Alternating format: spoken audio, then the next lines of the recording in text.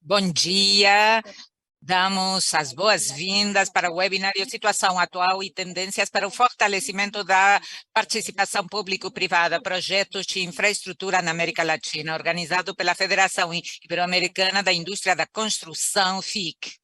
Sabemos que há participantes de toda a região. Muito obrigada por estarem aqui. Queremos contar a vocês que estamos transmitindo da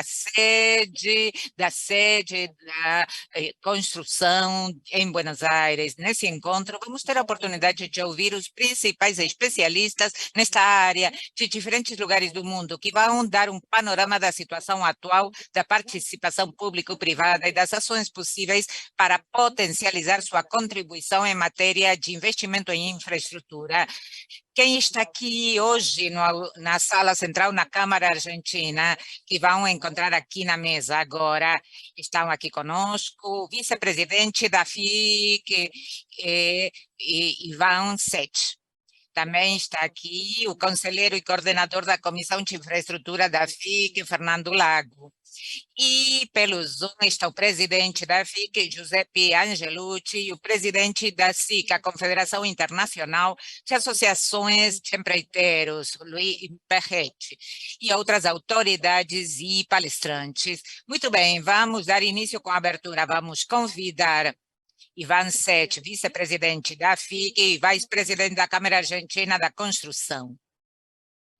Muito obrigado, Sara. É um grande prazer recebê-los na nossa Câmara. Para os integrantes dos países FIC, membros das câmaras e das empresas que estão conectadas para tratar um tema tão importante quanto a participação público-privada. Todos nós sabemos que o investimento em infraestrutura na América Latina é pouca, é baixa em níveis que têm a ver com outros lugares do mundo, e o investimento público-privado também deve complementar os investimentos que o Estado fizer, os investimentos em obra pública, e este é um evento para que nós possamos conhecer melhor o que está acontecendo no mundo com relação à participação, às parcerias público-privadas, e estou desejando que tenhamos um grande evento e desejamos e damos as boas-vindas aqui a partir da nossa Câmara Argentina da Construção e também para os que estão conectados virtualmente, com toda a felicidade de contarem com vocês aqui e também na FIC. Então, muito, muito obrigado. Obrigado, senhor Ivan. E agora vamos ouvir o engenheiro Irving Perretti, presidente da SICA, também foi presidente da FIC e da Câmara Venezuelana da Construção, entre outros. Bem-vindo, engenheiro. Bom dia.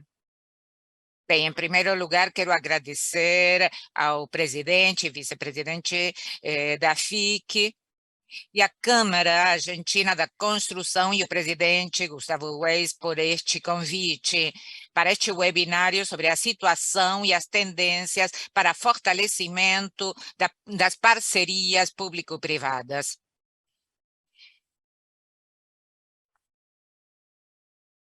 Quero também cumprimentar os representantes deste evento. Depois, todos os países adotaram medidas. Agora vamos depender do que estivermos discutindo hoje. Acho que algo de feedback, algum microfone aberto, não é assim? Os empreiteiros, nós adotamos novas normas de segurança e também adotamos novas práticas para a gestão de risco na cadeia de suprimento. Aprendemos a lidar com esses novos desafios. O regresso da inflação no mundo inteiro, que é uma realidade, sua correção é um dos maiores desafios que as nossas economias têm pela frente. Os preços aumentaram no segmento da construção no mundo inteiro e a inflação está no ponto mais alto das últimas 4 décadas. Esse fenômeno se soma às preocupações das empresas da construção que têm falta de mão de obra especializada nos países adiantados e com os novos financiamentos. Então, num ambiente em que os preços das matérias-primas estão aumentando, cobrir esse risco nos projetos e tomar decisões de compra aceitáveis é mais difícil do que antes. A invasão russa à Ucrânia aumentou a volatilidade dos preços e as matérias-primas do mundo, que já tinham aumentado consideravelmente nos últimos meses. Esses aumentos de custo podem colocar em perigo muitas das obras que nós implementamos. E para superar esses desafios, as empresas da construção devem se focalizar e dar importância à procura. As equipes de compras devem ser mais ativas, com parcerias com fornecedores chaves para adicionar fontes de valor. As cadeias de suprimento se esticaram ao máximo até antes da pandemia e depois multiplicou o número de problemas. Os Estados Unidos e a Europa não esperam melhorias até o ano que vem nessa cadeia. Os aumentos nos custos dos insumos e a volatilidade são problemas desafiadores, mas representam uma boa oportunidade de otimização de custos e institucionalizar as melhores práticas. É evidente que a adoção das novas ferramentas de inovação e atração de mão de obra jovem e com tecnologia vai ajudar para esse objetivo. No caso das PPPs, em geral, a inflação é contemplada no ajuste da tarifa, mas poderiam ser afetadas indiretamente pelo descumprimento dos empreiteiros que contratam com preço firme. As PPPs podem estar sob maior pressão com uma inflação mais alta, e os projetos tornaram mais caros os projetos e as tarifas com frequência não abrangem esses aumentos, não alcançam. Nós devemos reconhecer que há uma dicotomia entre a natureza do empresário contra a tendência mundial atual de construir infraestruturas sustentáveis. Um aumento abrupto da tarifa pode trazer reações adversas nas comunidades afetadas pelas PPPs, e um ponto muito importante de ser previsto e atendido. Hoje, neste evento, vamos trocar informações e experiências recentes no âmbito legal, contratual e de financiamento, que vão ajudar a termos maior habilidade para passar esta etapa e termos projetos maiores de infraestrutura. Muito obrigado.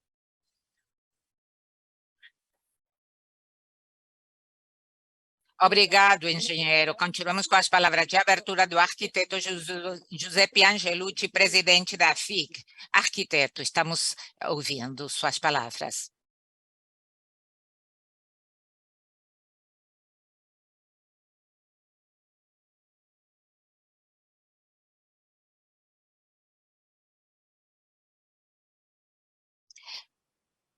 Arquiteto,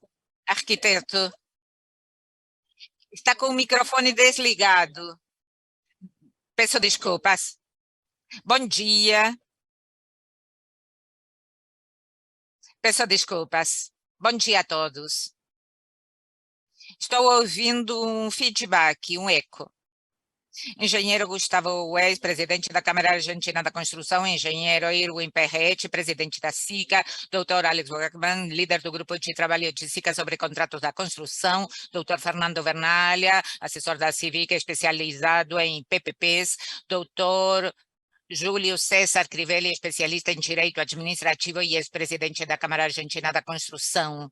Engenheiro Roger Fritzelson, assessor da SICA em áreas de financiamento de longo prazo em infraestrutura. Engenheiro Carlos Lima Jorge, empresário líder pela Comissão de Infraestrutura da SICA. Ricardo Sanches, do setor econômico da CEPAL.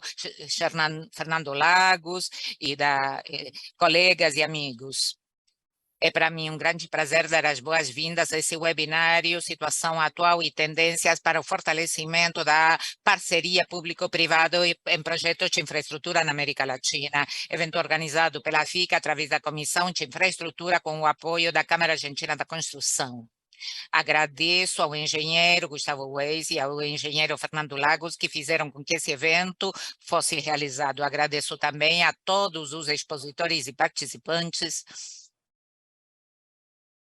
que tornam mais rica a atividade com as suas experiências e seus conhecimentos. O objetivo do webinar é transmitir à audiência das câmaras e empresas da América Latina as tendências que podem trazer o fortalecimento das parcerias público-privadas nos países da região da América Latina. Os contratos de parceria público-privada contribuíram para essa expressão nas décadas recentes, mas nos últimos anos se viram afetadas por diferentes circunstâncias que limitaram as suas contribuições. A pandemia, entre outras, tem provocado uma reavaliação de algumas realidades, mas também nos últimos meses surgem em diferentes lugares do mundo sinais de que a contribuição dos contratos de parceria público-privada crescem e podem ser consolidadas, se adaptarem aos mecanismos, às experiências vividas e às particulares circunstâncias macroeconômicas e geopolíticas atuais.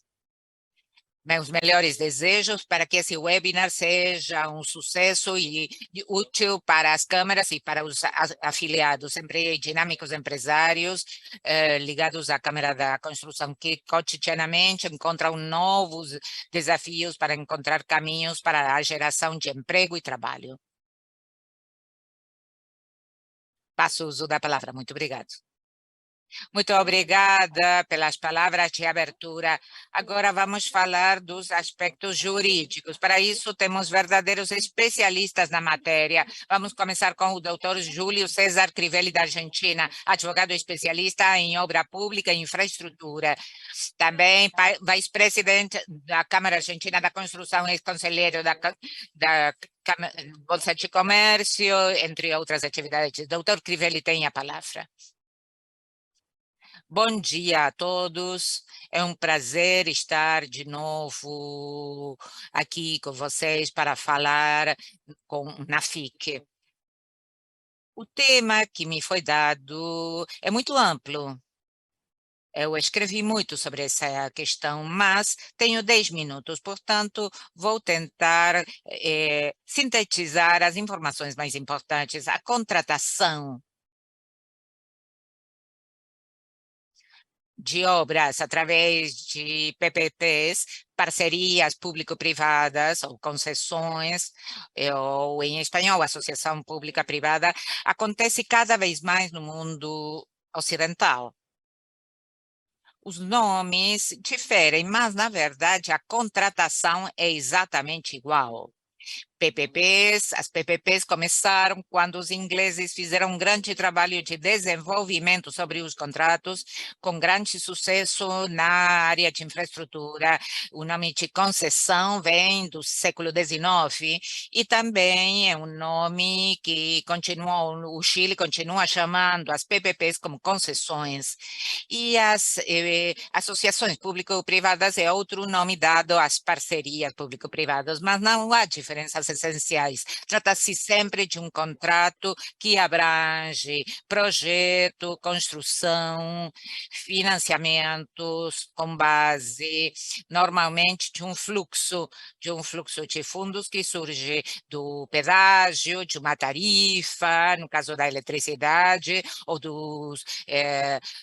das canalizações de gás, que produzem cobranças para beneficiários, como ferrovias que atravessam territórios rurais de desenvolvimento. Isso é financiamento com base num fluxo e, finalmente, a manutenção e operação dessa infraestrutura durante um prazo dado em que o capital é recuperado e se obtém a utilidade prevista.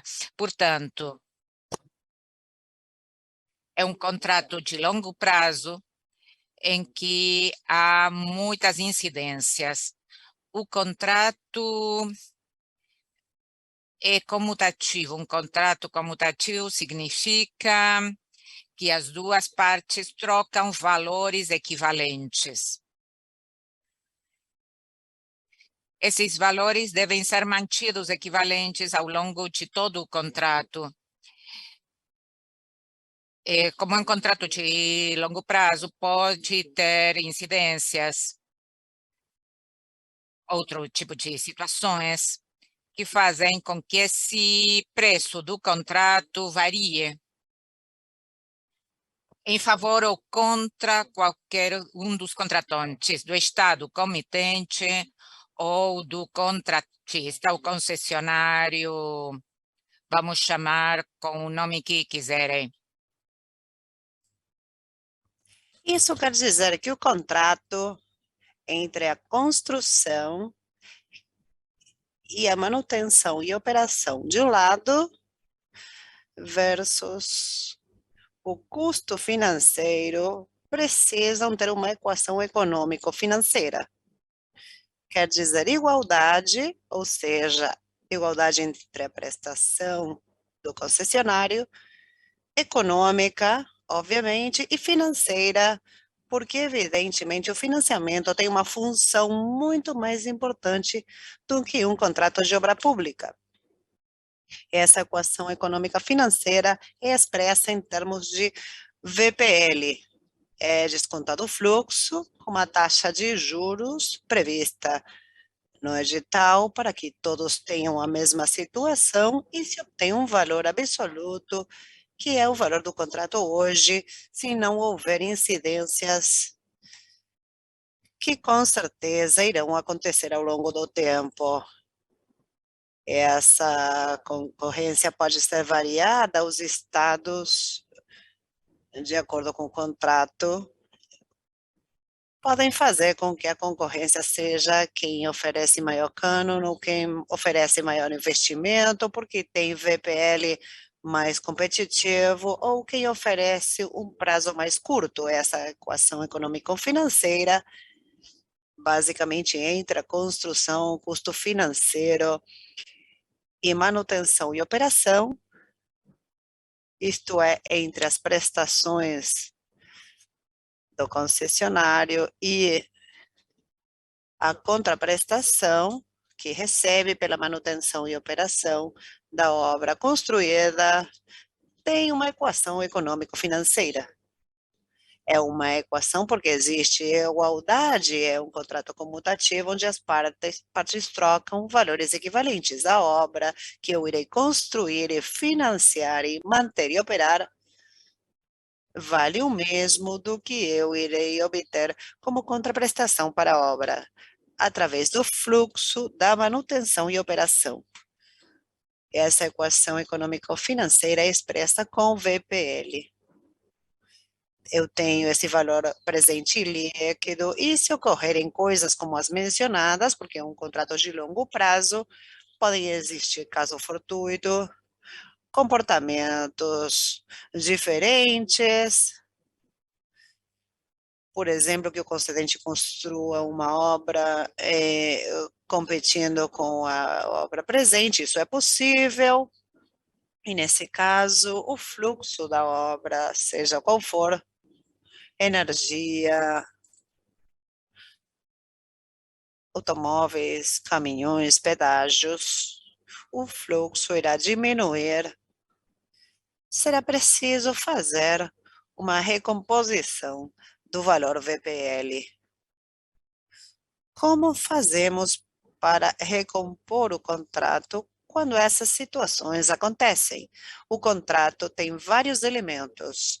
Pode ser feito diminuindo o investimento para equilibrar o VPL, aumentando o prazo, que é muito mais frequente, o prazo de execução da concessão é o mais frequente e mais eficiente, porque o concedente não precisa colocar dinheiro,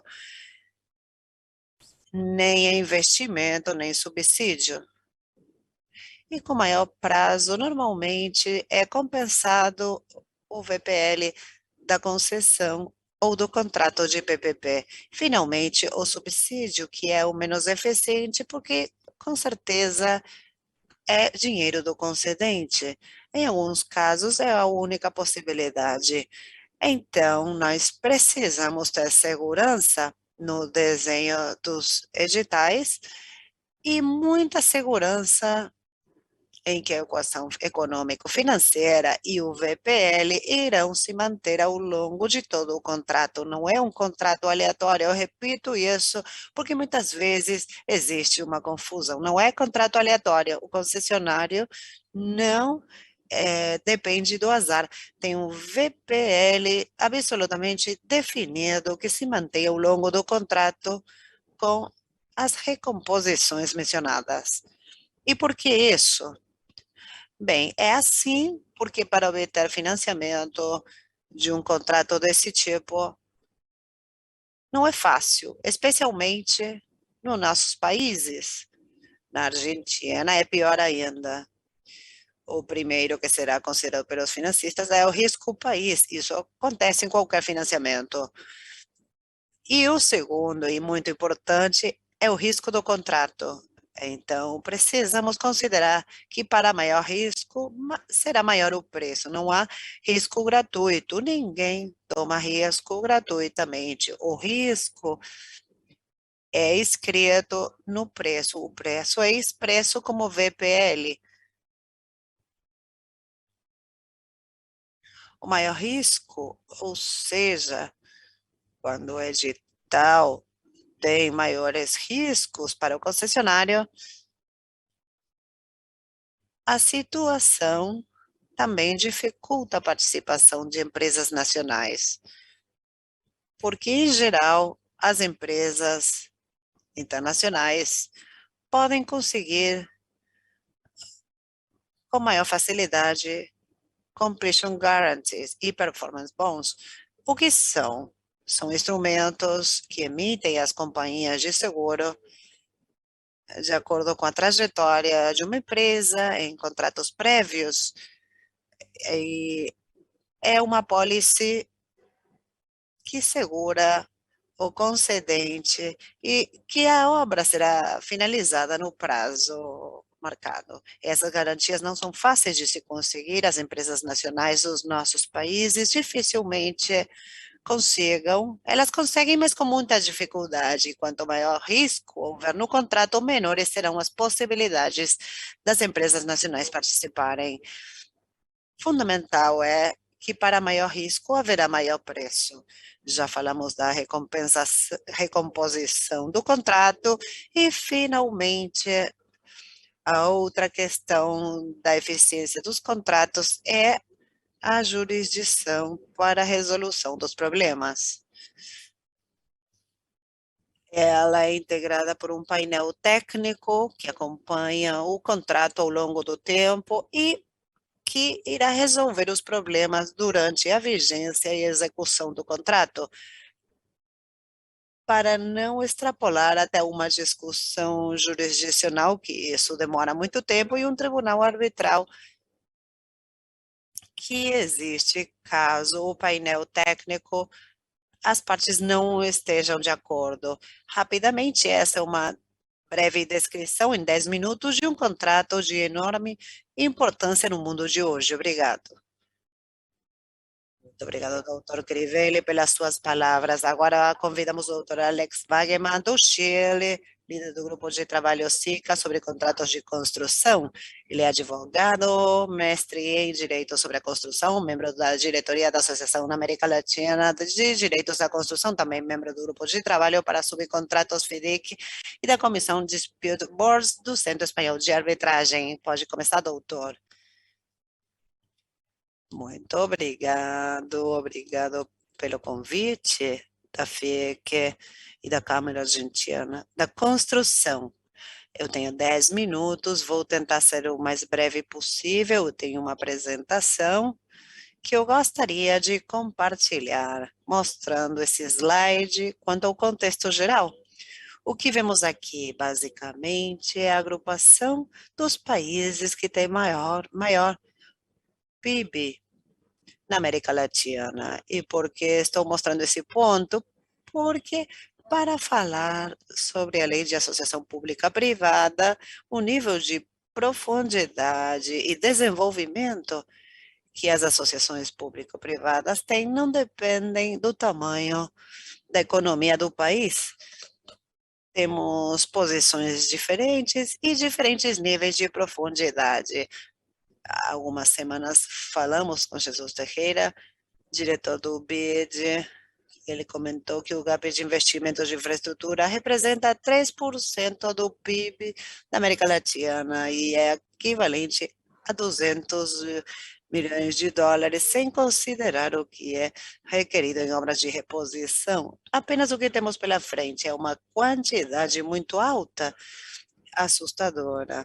Pensar que os países, através do investimento direto, não terão a capacidade de cumprir com o gap de infraestrutura apenas do ponto de vista do investimento direto.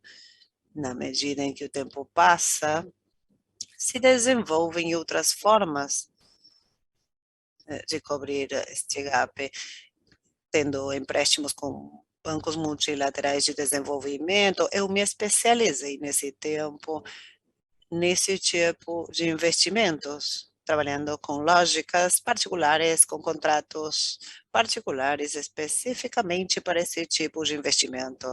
Também temos associação público-privada. Eu gostaria de comparar, para fazer uma análise geral, tudo isso que é a realidade da América Latina entre investimento direto estatal e associação público-privada. O que vemos na obra pública na América Latina, existem aspectos importantes.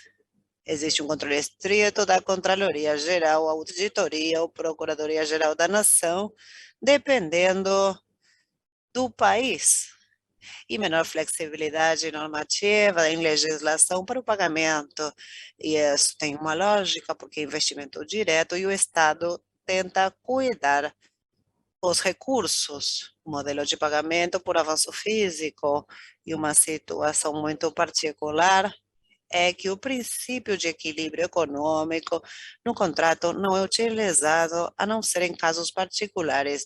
Para algumas legislações, a América Latina, esse princípio não tem espaço nos contratos de obra pública, e isso é importante, particularmente hoje, que encontramos situações de aumento de preços de materiais e de mão de obra, para além do que costumávamos ter em anos anteriores. Outra característica é que não existe dispute board ou painel técnico só para algumas legislações, como o Peru, o Brasil, ultimamente Costa Rica, e o caso do Chile, que atualmente tem um projeto de lei para modificar o regulamento de obra pública. A resolução de conflitos cai nos tribunais ordinários, em processos ordinários, porque o Estado não tem intenção de investir recursos em resolução de conflitos. A associação público-privada tem características diferentes, basicamente porque aqui temos investidores, o dinheiro não provém do Estado, mas do concessionário ou privado participando desse investimento. Portanto, existe menor controle da auditoria ou da entidade que faz essa função, e existe maior flexibilidade em legislação para o pagamento. No caso da associação público-privada, é uma extensão de prazos, é uma fórmula confortável para o Estado, porque não precisa desembolso de dinheiro. O modelo de pagamento por unidade e o equilíbrio econômico é considerado na legislação de vários países para o pagamento das mudanças que se produzem. Existe um espaço para que a indústria das concessões possa abrir alternativa de pagamento. Outra questão que chama atenção é a existência dos dispute boards ou painéis técnicos. Isso é diferente da obra pública. O nível de profundidade depende do nível de maturidade da legislação da associação público-privada. Alguns países na América Latina, esses painéis técnicos estão operando eficientemente há muito tempo, como é o caso do Chile e do Brasil, e outros onde temos painéis técnicos e na prática não foram implementados, porque não existe um regulamento na prática que não é materializado, como é o caso da Argentina. E do ponto de vista da resolução de conflitos, usualmente utilizamos a arbitragem como maneira de resolução em alguns países, porém a definição por default, em outros casos a arbitragem é prévia algum tipo de resolução administrativa, como é o caso da Argentina, do Paraguai, do Equador, que existe essa possibilidade desde que exista resolução ou legislação específica, alguns aspectos relevantes sobre a legislação que precisamos conhecer e algumas perguntas, que é se deve ser controlado ou não como contrato regular de obra pública, ou se é preciso operar só para a construção de infraestrutura pública ou também para considerar serviços associados, se a mudança de geração no mundo das concessões, e se é sujeito a regras de flexibilização do propósito de aumento de custos materiais, e se é razoável operar com regras de arbitragem e não de justiça comum. Quero chamar a atenção de que, na prática, em algumas legislações da América Latina, onde se estabelece a justiça comum como forma de resolução de conflitos nas concessões, na prática isso não acontece porque o concessionário recorre ao SEAD e isso faz com que, finalmente, o governo tem arbitragens muito caras que poderiam ser evitadas se a legislação considerasse a possibilidade da arbitragem na lei da concessão. Um assunto relevante nestes momentos é se, considerando o cenário político da América Latina de hoje, é possível a participação dos privados nos projetos de infraestrutura pública. Isso nos leva a colocar perguntas relevantes: que limitações se observam para que os privados participem? Por que participação dos privados nos grandes projetos e não infraestruturas de primeiro e segundo nível? E qual o nível adequado de participação em termos de nível de profundidade no sistema público e onde? E, nesse sentido, algumas considerações. Primeiro, não estamos vendo limitações normativas. Praticamente todos os países latino-americanos têm uma lei de parceria público-privado. Também não há limitações técnicas, mas existem sim limitações do ponto de vista político-social, através de duas ideias. A primeira seria de que tornar em massa as concessões em infraestrutura se traduziria na privatização dos serviços essenciais e também de que não há verdadeira rentabilidade social de longo prazo, porque a manutenção seria mais cara. Essa é uma ideia de que os estados são administradores dos recursos em infraestrutura e isso exige uma conversa maior com atores políticos. E, do ponto de vista também, é necessário fazer uma comparação entre a conveniência de fazer uma obra direta, uma concessão, levando em conta certos elementos como o custo por unidade, a velocidade da construção, o custo e prazo do conflito, o padrão de construção, os serviços associados e os custos operacionais e de manutenção. E, como me quedam só uns minutos, só restam uns minutos, quero trazer algumas conclusões. Determinar a participação dos privados na construção de infraestrutura pública não é apenas uma questão jurídica, mas também corresponde a uma análise social complexa e que está ligada a quem nós queremos relacionar com a parceria público-privada. E quero ser enfático neste ponto, não há na América Latina antecedentes suficientes ou estudos suficientes que permitam justificar uma rejeição, uma recusa da participação do setor privado. A argumentação não é nem econômica, nem social, mas é política. Em terceiro lugar, o esquema de parceria pública-privada de primeira geração, que considera somente a externalização dos serviços de operação e manutenção, em geral é bem aceito pelo público, mas sendo serviços secundários como limpeza, serviços profissionais, procurement, isso vai depender do serviço que será concessionado, em particular porque há uma acessibilidade social quanto a hospitais, por exemplo. Não se observam limitações normativas para a participação do setor privado em infraestrutura de menor porte, mas o tudo isso abrange do grande projeto a projetos menores, como se existisse é necessário uma normativa específica, pensando em desenvolvimento ou em projetos de menor porte, em estacionamentos subterrâneos, por exemplo, ou num centro primário de atenção da saúde. É isso que eu queria compartilhar com vocês. Muito obrigado e fico à disposição para perguntas ou comentários. Obrigado. Muito obrigado, doutor Wagman. Para encerrar esse painel de luxo, vamos convidar o doutor Fernando Vernalha, do Brasil, é assessor em PPP da Câmara Brasileira da Indústria da Construção, doutor em Direito e foi professor visitante de diferentes instituições, por exemplo, da Universidade da Colômbia. Estamos ouvindo, doutor. Buenos días a todos.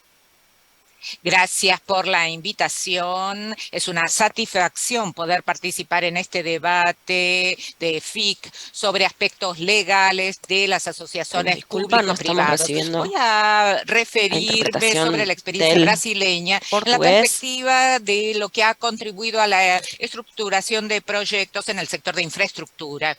Quiero empezar diciendo que nuestra legislación en Brasil es una legislación madura. Hay concesiones en PPPs desde el 95 y asociaciones público-privadas desde 2004, o sea que tenemos un ciclo de concesiones y APPs, tenemos una continuidad. Y a partir de 2016, la Unión creó un problema.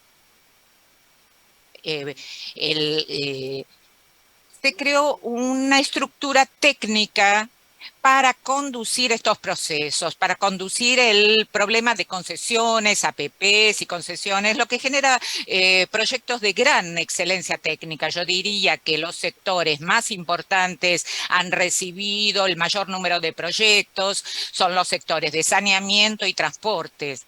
El sector de saneamiento ha tenido un gran impacto por una modificación legislativa reciente de 2020 que posibilitó la ampliación de la participación privada en ese sector. Es un sector en el que hay mucha demanda en Brasil. Más de la mitad de la población brasilera no tiene acceso a estos servicios y muchos brasileños no tienen un buen sistema de saneamiento. Este es un servicio de saneamiento básico que corresponde a los municipios, pero lo ocupaban los estados, lo que serían las provincias o los estados.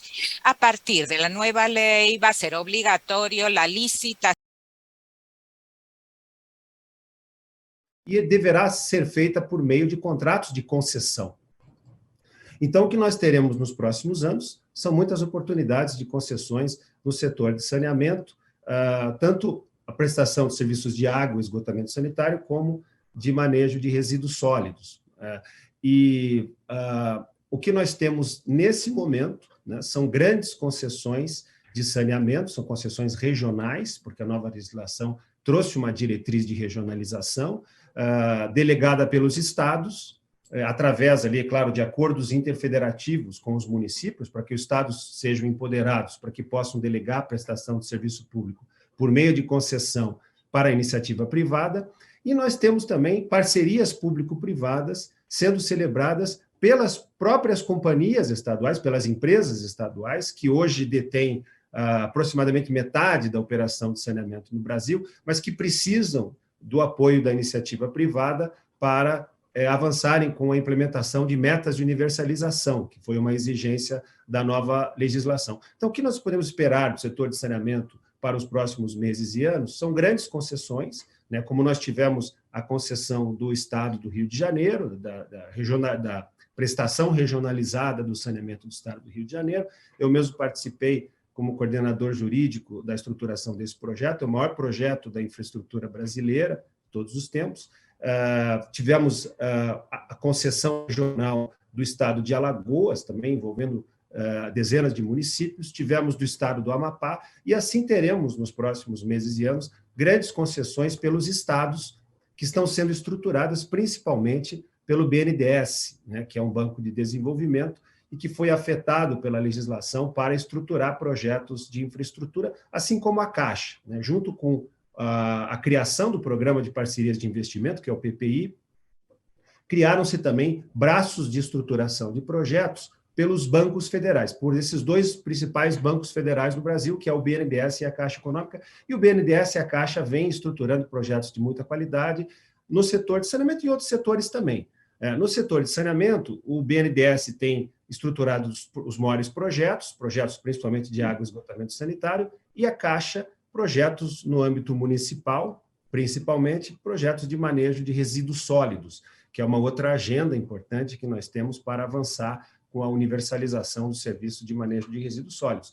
E depois temos o setor de transportes, que é um setor que também nós temos muitos projetos sendo estruturados nesse momento pelo PPI. Eu poderia lembrar aqui o projeto das concessões rodoviárias integradas do Estado do Paraná, as rodovias integradas do Estado do Paraná, que é um grande projeto envolvendo 6 lotes de concessão, com 2.300 quilômetros de projetos Brownfield e 1.000 quilômetros de projetos Greenfield. Haverá a criação de 15 novas praças de pedágio, né, contratos de 30 anos, com obras concentradas ali nos primeiros 7 anos. Então, esse é também um projeto de grande vulto e que será licitada. Está previsto ainda para o segundo semestre desse ano, mas eu não creio que haja tempo de fazê-lo. Aqui é um ano de eleição no Brasil, provavelmente essa agenda fique para o ano que vem. Mas será também uma concessão, são concessões esperadas pelo mercado. Nós temos visto, nas últimas concessões de rodovias, infelizmente, um baixo desempenho nos leilões, uma baixa competitividade, apesar das modelagens serem de muita qualidade técnica e esse já ser um programa maduro, o programa de concessão rodoviária, já está na 4ª etapa, o programa federal, mas, enfim, em função da atual conjuntura, e principalmente da ausência de um mercado desenvolvido para grandes projetos, né? Esses projetos são de grande dimensão e isso acarreta a restrição do universo de participantes. Então, a gente tem tido uma baixa competitividade nos últimos leilões, mas é possível que haja o redimensionamento desses lotes para possibilitar o ingresso de empresas de menor porte. E nós temos no âmbito municipal também projetos de iluminação pública e de resíduos sólidos, como eu já me referi, que são projetos também que a gente tem uma carteira muito significativa, muita quantidade de projetos e de boa qualidade técnica. O grande problema do âmbito municipal é que, fora esses projetos que têm sido estruturados pela Caixa e pelo BNDES, que são esses estruturadores institucionais, nós temos um gargalo para a geração de bons projetos, porque os entes municipais, as administrações públicas de menor porte, não têm capacidade para desenvolver bons projetos, e isso acaba gerando aí um déficit de projetos e as oportunidades que poderiam serem desenvolvidas no âmbito municipal acabam dependendo aí da estruturação de projetos por esses braços, né, do governo federal, que tem capacidade institucional e técnica para desenvolver bons projetos. Eu acho que o que nós temos hoje, os principais aspectos que eu poderia destacar aqui, apenas para concluir, os projetos de infraestrutura de concessão e parceria público-privada que nós temos feito, tem ali uma matriz de risco já bem desenvolvida, são projetos financiáveis, a gente vem desenvolvendo muito isso, eventualmente até o risco de demanda tem sido compartilhado em algumas hipóteses, mas o que prevalece ainda é a alocação integral do risco de demanda, a responsabilidade do concessionário. Nós temos os dispute boards, na grande maioria os contratos de concessão e PPP acolhem comitês técnicos de resolução de controvérsias, que têm funcionado muito bem na prática brasileira para inibir litígios, né, e para trazer mais qualidade técnica para essas decisões. Arbitragem, praticamente todos os recentes projetos de concessão e PPP contêm mecanismos de arbitragem, porque na realidade brasileira o sistema judicial tem sido ineficaz, né, para resolver controvérsias em contratos públicos, em contratos administrativos, há um déficit de enforcement para o cumprimento de contratos, bem por isso a arbitragem tem prevalecido, porque mitiga o risco da ineficácia do sistema judicial da perspectiva dos investidores. Nós temos também a figura do verificador independente, em todos os casos, né, isso já, inclusive, é um tema que foi discutido no âmbito dos órgãos de controle e hoje há uma jurisprudência consolidada em relação a isso. Então, os indicadores de desempenho previstos ali para avaliar o desempenho do concessionário, né, o que impacta na sua remuneração, tem sido a aferição desses indicadores tem sido feita por um verificador independente contratado pelas partes, portanto, um agente externo com isenção e com capacidade técnica para aferir o desempenho dos contratos de concessão.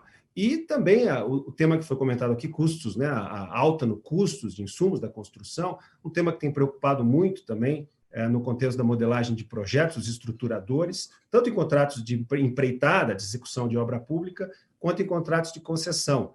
Eu tenho defendido que haja bandas de variação no preço de insumos para o compartilhamento do risco da variação no preço dos insumos. Mas em contratos de concessão já tem sido uma prática a atualização dos valores contratuais da data de referência ali do orçamento no momento do lançamento da licitação, pelo menos para mitigar esse impacto da alta significativa no custo de insumos, que tem ocorrido também com muita frequência aqui no Brasil. Eu acho que meu tempo se esgotou, eram essas as minhas considerações. Agradeço mais uma vez a oportunidade. Obrigado. Gracias a usted, doctor Vernaglia. Y gracias a todos los expositores por las presentaciones tan interesantes. Muito obrigado, doutor Vernaglia. Estão chegando perguntas com relação a todos esses pontos e vamos escolher algumas perguntas para respondê-las nessa transmissão. Mas façam as perguntas e coloquem seus comentários, porque vamos respondê-las privadamente se não der o tempo. E para responder essas perguntas, vamos passar o uso da palavra a Fernando Lagos, engenheiro, conselheiro e coordenador da Comissão de Infraestrutura da FIC. Engenheiro, tem uso da palavra. Muito obrigado à audiência. Muito interessantes as exposições e pelo respeito aos tempos previstos. Isso nos dá a possibilidade de fazer algumas perguntas. O primeiro conceito que nós deveríamos fazer ao Dr. Crivelli não poderá ser respondido porque está de férias merecidas, ele deixou a mensagem gravada, mas das perguntas surge que o conceito essencial que Crivelli transmitiu e que acho que, de algum modo, deve guiar os estados, é que não há risco de graça, gratuito. Esse é um conceito que é elementar, é básico, mas deve estar presente em todas as nossas atividades e assumi-lo e distribuir o risco. Esse é um dos elementos que vai permitir que as PPPs ocupem o lugar que corresponde no desenvolvimento da infraestrutura da América Latina. Vamos, então, para algumas perguntas e colocamos para quem esteve mais próximo do tema. Qual é a experiência da aplicação dos princípios de força maior ou do imprevisível nos contratos a partir da pandemia, que afetou os contratos em vigor? Deixo aberto o microfone, não sei se quer responder, ou Fernando Vernaglia, com muito prazer. Quisiera, por favor, si pudieran apagar el retorno. Se Gracias. pudessem desligar o eco, sim. Para começar, e o Fernando, logicamente, vai poder complementar, em geral, a forma em que foi resolvido o problema foi bastante dissímil. Depende muito do país, mas eu diria que, em geral, a experiência latino-americana, a experiência tem sido definir a condição de força maior como um elemento que permite à concessionária poder optar por uma extensão do prazo da concessão, mas sem o pagamento associado. Isso a concessionária não gosta, então tiveram que fazer hoje isso, como está sendo está acontecendo no SIAD como devido a essa concessão, a essa situação. Em outros casos, tem se optado por definir uma extensão de prazo, mas com pagamento associado, isto é, a concessionária tem a possibilidade de, através da extensão do prazo da concessão, poder recuperar de algum modo, e uma terceira via, mas que vi em poucas ocasiões, é a possibilidade de fazer uma compensação retroativa devido ao aumento nos custos de materiais e mão de obra. A diferença do que acontece em alguns países europeus, onde sim foi estabelecido, eu me lembro do caso da Espanha, onde temos um escritório e houve um acordo do Conselho de Ministros em março passado e foi decidido pagar a todas as empresas que trabalharam em infraestrutura pública por materiais públicos, por materiais como aço, bituminosa, concreto, esses são os casos que me lembro, em forma retroativa, mas não é habitual. Em geral, a fórmula tem sido a extensão do prazo. Muito obrigada.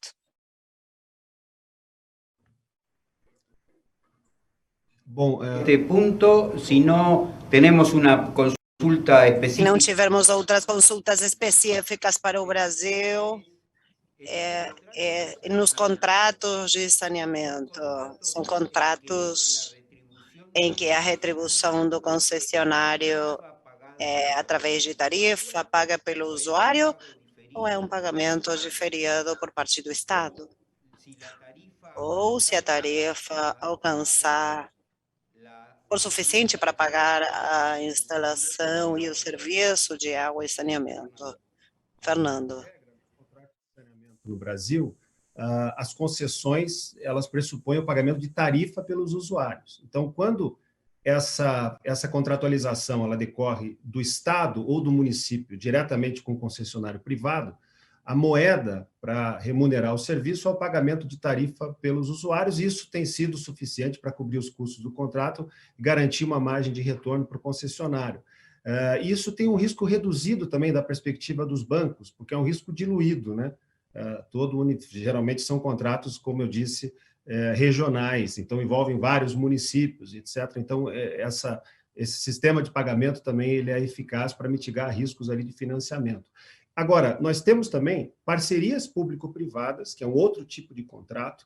No Brasil, envolve sempre a participação do poder público no custeio da concessão e não apenas o recebimento de tarifas, diferente da concessão comum, que é apenas tarifa. As concessões comuns são autossustentáveis financeiramente, por isso as PPPs dependem de subsídio público.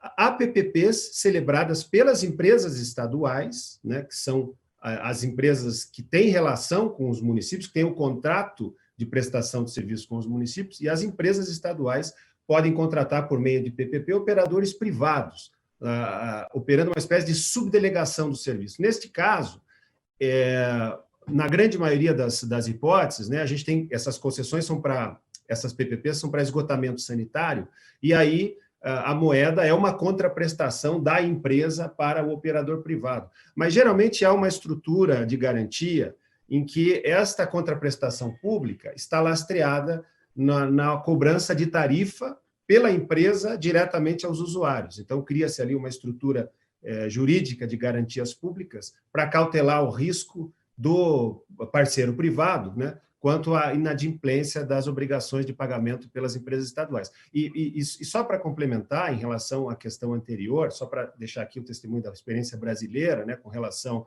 à crise da pandemia, no direito brasileiro, os contratos podem alocar o risco, inclusive de caso de força maior, mas se o contrato for omisso, incide uma regra legal que aloca esse risco à responsabilidade da administração pública. E esse é um risco que a gente sabe que, do ponto de vista das boas práticas, deve sempre ser alocado à responsabilidade do parceiro público, que não é um risco gerenciável pelo parceiro privado. Então, não houve muita dúvida jurídica em relação à atribuição da responsabilidade sobre isso para as administrações públicas. O problema foi como reequilibrar os contratos. Eu lembro que, na experiência britânica, por exemplo, houve ali a redução de indicadores de desempenho, assegurando-se o pagamento full ali da concessão, num determinado período para mitigar o prejuízo sofrido pelos concessionários, e na experiência brasileira teve soluções parecidas.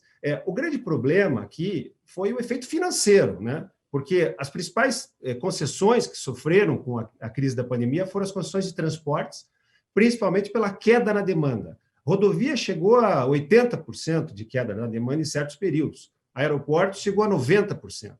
Então, isso foi muito significativo. Então, quais eram as moedas ali para compensar o prejuízo? Eu nem digo compensar do ponto de vista econômico, porque a compensação econômica pode se fazer no futuro. Eu digo para aliviar o impacto financeiro que foi sofrido pelos concessionários. Então, a primeira moeda foi a redução desses indicadores, a reprogramação dos investimentos, né, a supressão de investimentos. Aumento de tarifa não era uma moeda possível, porque a demanda estava lá embaixo, nem adiantava muito aumentar a tarifa. E, claro, a extensão de prazo, que foi mencionada, é uma possibilidade, mas a extensão de prazo não é uma moeda eficaz para mitigar o prejuízo financeiro sofrido, porque, embora ela possa funcionar para o reequilíbrio econômico, ela não funciona para o reequilíbrio financeiro, né? Para mitigar ali o desvio no cash flow do projeto, que quando você tem uma queda de 70%, 80%, 90%, ele é muito significativo. Ele pode gerar, inclusive, o comprometimento da execuibilidade financeira do contrato. Então, esse foi o grande desafio na experiência brasileira, como encontrar moedas ali para aliviar o problema financeiro de curto prazo que os concessionários estavam sofrendo. Porque, logicamente, que é possível fazer uma compensação econômica com mais calma no futuro, mas a questão era como aliviar o problema financeiro que foi sentido pelas concessionárias. Eu acho que aqui no Brasil a gente ainda está vivendo, ainda tem o espólio desse problema. Em muitos casos ele não foi resolvido. Nós tivemos, no caso de concessões, regulamentos, né? Em concessões de transporte, tem regulamentos para rodovias, que disciplinou a questão. Acho que isso foi bom, trouxe segurança jurídica para o mercado, para esse setor, mas, de um modo geral, ainda há muitos reequilíbrios que ainda estão pendentes de resolução, infelizmente.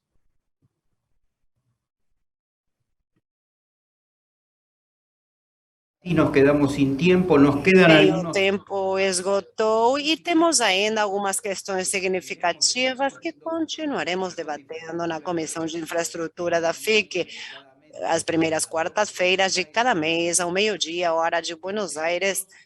Dentre eles, algumas das consultas se referem a como obter a licença social para um projeto de PPP e como desenvolver a capacidade técnica dos organismos que executam os PPP. Encerramos o painel, estamos no horário. Obrigado aos participantes.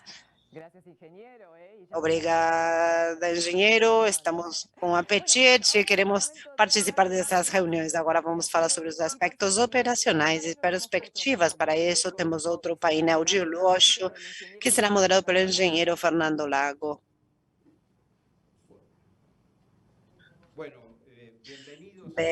Bem-vindos ao painel técnico. Temos um grupo de apresentadores muito interessantes. Vamos começar com Ricardo Sanches. Ricardo Sanches é doutor em economia, especialista internacional em economia marítima e do transporte e da infraestrutura, com ênfase na América Latina. Ele trabalhou profissional e academicamente em 30 dos 33 países da América Latina e do Caribe ao longo de 33 anos, também na Europa e na Ásia. É oficial superior de assuntos econômicos da Divisão de Comércio, Infraestrutura e Integração da Comissão Econômica para a América Latina e o Caribe das Nações Unidas. Ele lidera uma equipe de profissionais de alto nível para realizar pesquisa e oferecer assistência técnica e capacitação para os governos e organizações privadas em matéria de portos e logística, infraestrutura, transporte marítimo e comércio. Por conta das múltiplas atividades, Ricardo está em algum lugar do mundo e ele deixou uma apresentação gravada e agradecemos que estejam conectados Janete, Miriam O sobrenome da Miriam é difícil de pronunciar, desculpem. Elas vão atender consultas eventuais. Pode começar a apresentação de Ricardo Sanches. Muito bom dia, muito boa tarde, muito obrigado à Federação Americana da Construção pelo convite a participar dessa atividade tão importante, tão interessante, para falar sobre a situação atual e as tendências para fortalecer a participação público-privada na América Latina. Eu vou falar sobre aquilo que a nossa equipe de infraestrutura e logística em CEPAL foi construindo ao longo de muito tempo, e quero começar pelos dados. O investimento em infraestrutura, todos nós sabemos, as porcentagens no PIB dos nossos países, sabemos que é baixa. Vocês podem ver aqui na imagem que estamos falando de uma participação, se somarmos a parte pública e a parte privada, que é aproximadamente de 2%. Nesse período que estamos vendo aqui na imagem, dos últimos 30 anos dessa participação, como vocês podem ver, são poucas exceções que ultrapassaram a barreira de 2% por ano de investimento em infraestrutura, se comparado com o total do PIB. Cabe salientar que a parte privada,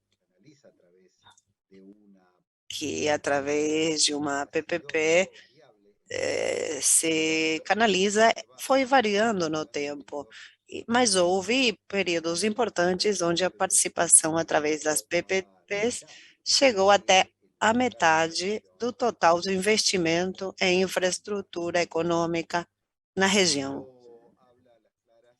Isso mostra claramente a importância das PPPs na América Latina para o desenvolvimento de infraestrutura econômica, água, saneamento, energia, comunicações e transporte, e que precisamos acrescentar para quebrar com essa tendência histórica de tão baixo investimento em infraestrutura econômica, como vemos que acontece.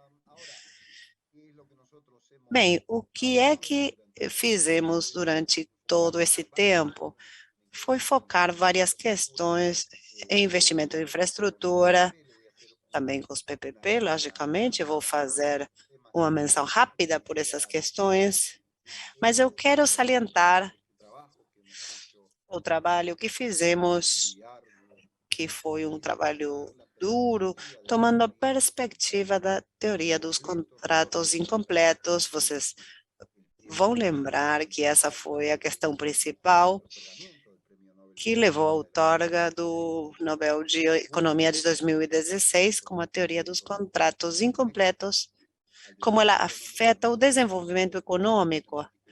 Nós explicamos isso particularmente para as concessões de infraestrutura. Claramente, falamos dos programas de participação público-privado e como esse enfoque da teoria dos contratos incompletos é essencial para melhorar um aspecto problemático que muitos PPP tiveram, que é por conta de alguns pontos fracos do contrato. E isso levou ao olhar da sociedade sobre os PPP, seja uma percepção de questionamento. Bem, a teoria econômica, ela dá uma aproximação muito valiosa e que nós desenvolvemos e colocamos nesse documento que está no site CEPAL a dispor de todos vocês.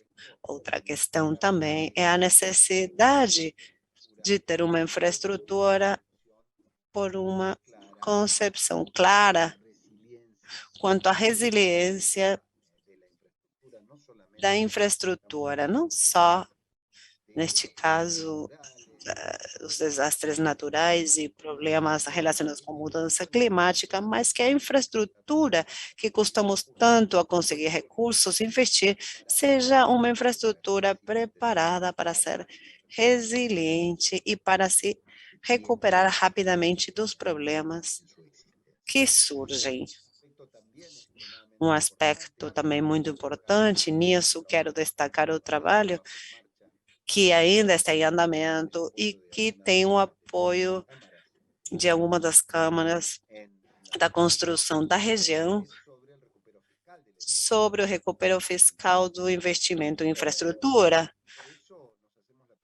E com isso colocamos a pergunta de se a tradicional fraqueza fiscal dos nossos países para encarar investimento em infraestrutura, ela precisa ser vista como um limite. O que vemos através do estudo, que tem uma primeira parte publicada, é ver quanto do investimento em infraestrutura que é feito nos nossos países, quanto do 2% que eu mostrei no início, quanto disso retorna como receita fiscal para os estados através dos tributos, das tributações. Estamos encontrando números importantes. Isso quer dizer que se o estado investir 1% do PIB em infraestrutura, não quer dizer que esse 1% inteiro é recebido ou é pago, e isso se recupera através da tributação. O uso da infraestrutura começa a se recuperar rapidamente uma boa parte desse investimento, e essa é uma questão que serve também para encarar em melhores condições o mito da falta crônica de recursos para investimento em infraestrutura, que é uma condição essencial para o desenvolvimento. Temáticas muito concretas em que nós temos trabalhado no último tempo, por exemplo, a classificação das hidrovias na América do Sul, porque comprovamos que a ação da infraestrutura de transporte através das hidrovias, em que a América do Sul tem um capital natural muito valioso, isso ajuda para melhorar esse serviço, ajuda para ter um serviço muito mais eficiente. E essa é uma atividade que se faz com a parceria público-privada e deve ser melhorado. Determinamos também a posição, um estudo de potencial de integração na América do Sul, em termos quantitativos, com potencial até superior que tem a União Europeia. Isto é, os estudos estão à disposição no nosso site. Outra questão que nós estamos desenvolvendo também, relacionado com as PPPs, é a ampliação das tecnologias de transporte aplicáveis, em particular nesses casos de regiões muito afastadas, remotas, que não têm uma infraestrutura. As novas tecnologias dos airships, através das PPPs, ou através de redes, no caso do Caribe, isto é, novas iniciativas de PPPs que ajudam para melhorar a conectividade interna na região, com áreas afastadas, distantes, que têm dificuldade de acessibilidade, mas também como meio de chegar rapidamente com assistência para situações, fenômenos como furacões, enchentes e outras catástrofes naturais que costumam ocorrer na América Latina e o Caribe. Para tudo isso, queremos ver também como essas PPPs que nós, nas Nações Unidas, promovemos através da aplicação. Quero convidá-los para ler o documento que está no nosso site sobre isso, que são novas formas de alinhar os objetivos de infraestrutura com os Objetivos de Desenvolvimento Sustentável nos nossos países. Isso se faz muito melhor através da aplicação das PPPs.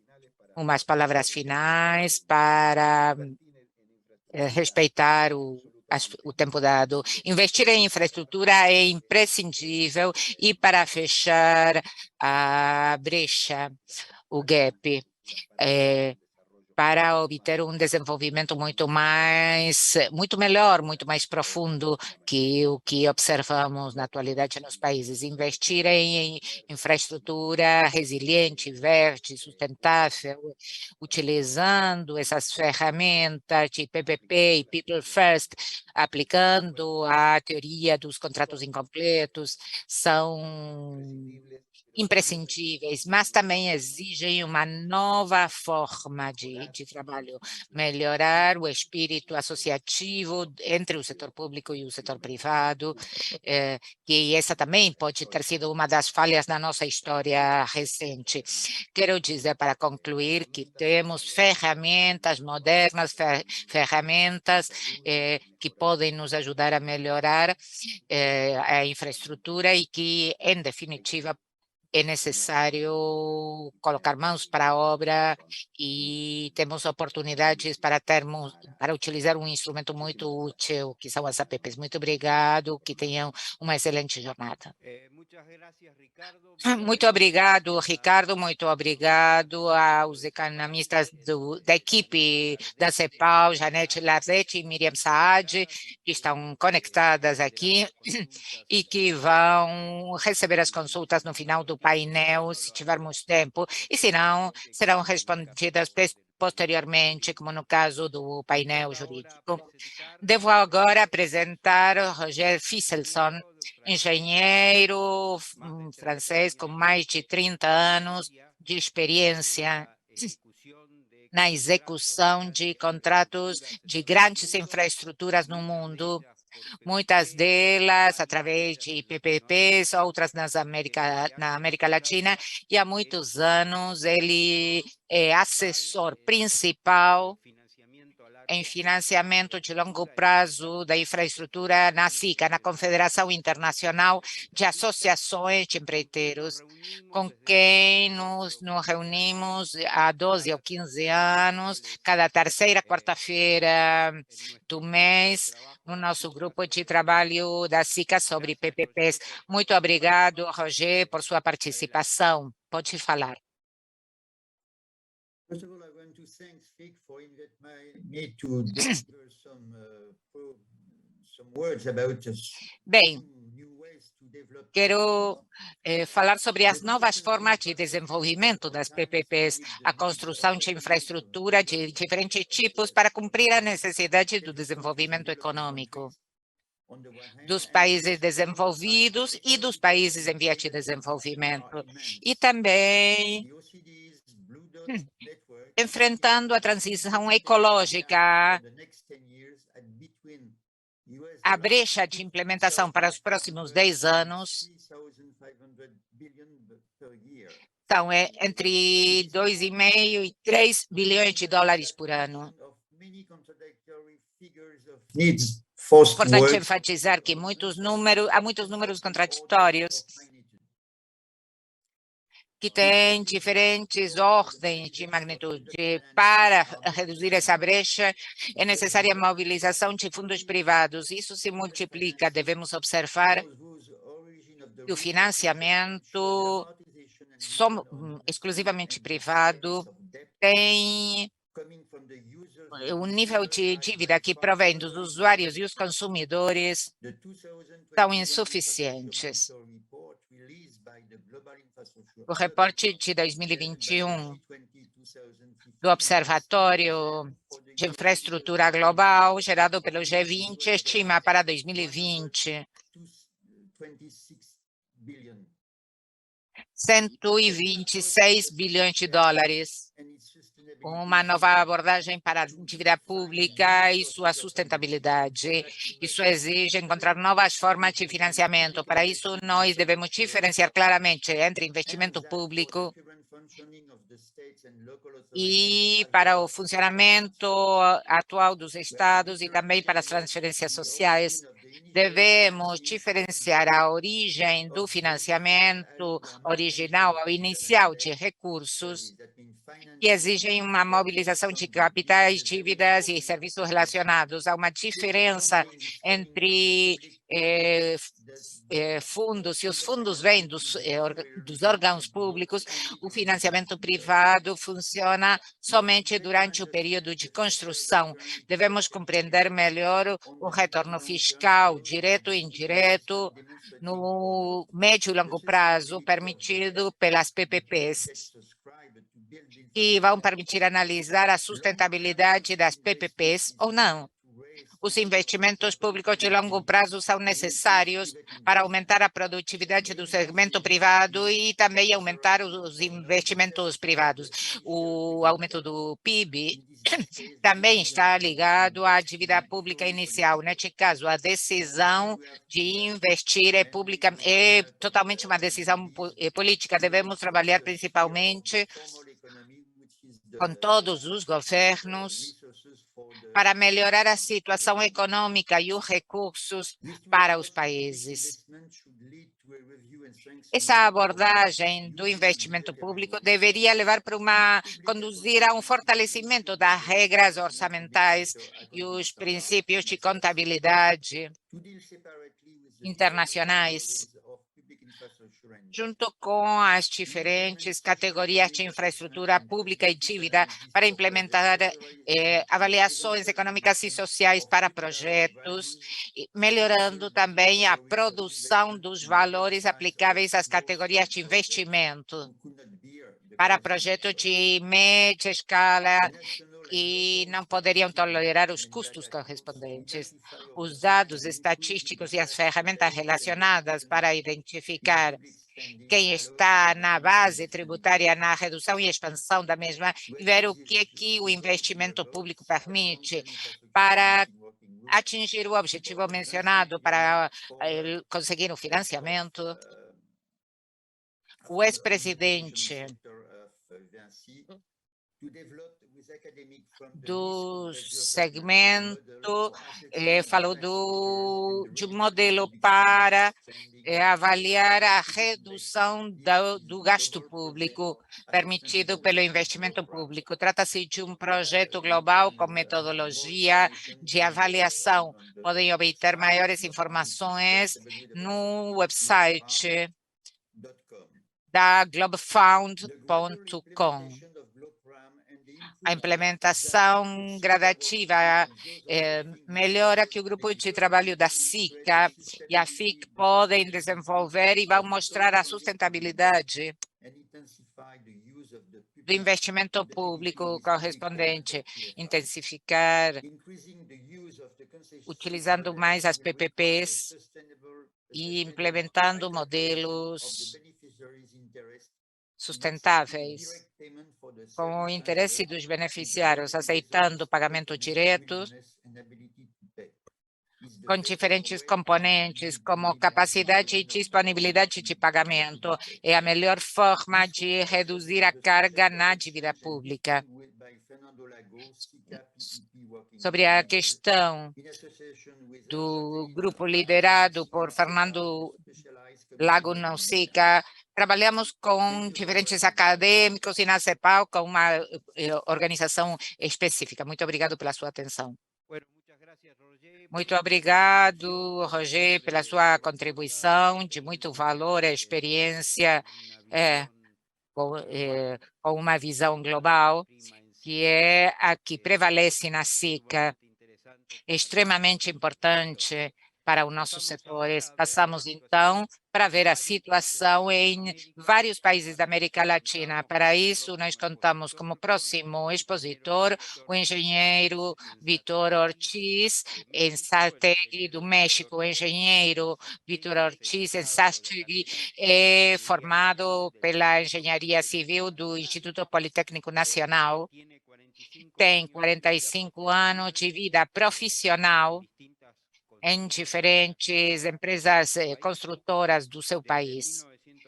A partir de 1998, fundou a Impulsora de Desenvolvimento Integral, IRINSA, empresa com a qual tem participado na construção de grandes projetos de infraestrutura, como estradas, túneis, pontes, aeroportos, instalações hidráulicas.